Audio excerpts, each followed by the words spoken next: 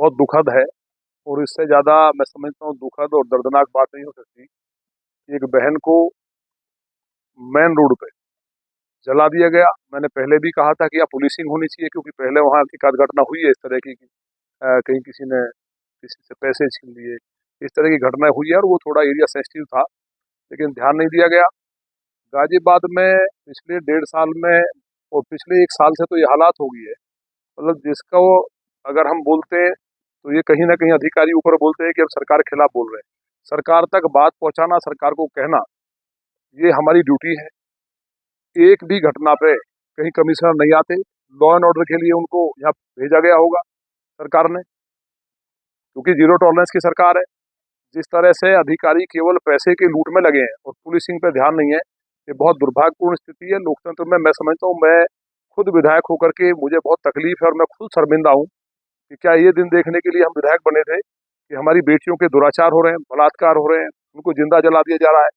आज तक कविनगर में घटना हुई थी इंडस्ट्री एरिया में, उसका खुलासा नहीं है। साहिबाबाद में बोरे में रास मिली थी एक बेटी की, आज तक खुलासा नहीं है। ऐसी तमाम घटनाएं हैं जो अंधेरे में हैं, और जो बलात्कार दुराचार हुए उनमें अपराधियों को बचाने के जो काम हुए वो पूरे प्रशासन को मैंने बता दिया है। ये सरकार की जिस तरह से किरकिरी करा रहे हैं, लगातार अधिकारियों को ध्यान देना चाहिए। और माननीय मुख्यमंत्री जी से हम जल्दी इस विषय में बात करेंगे, क्योंकि मुझे लगता है कि वहां तक सही फीडिंग को जो घटनाएं हैं उनको बताया नहीं जा रहा। अभी पिछले दिनों मैंने एक अखबार में पढ़ा, लोगों को उस बात पर हंसी आ रही थी कि क्राइम घट गया गाजियाबाद में। बहनों ने निकलना बाहर बंद कर दिया है, उनके जैसे ही निकलती है चैन छीन ली जाती है, बैग छीन लिए जाते हैं, चाकू मार दिए जाते हैं, घरों में लूट हो रही है, शोरूम उखाड़ दिए जा रहे हैं।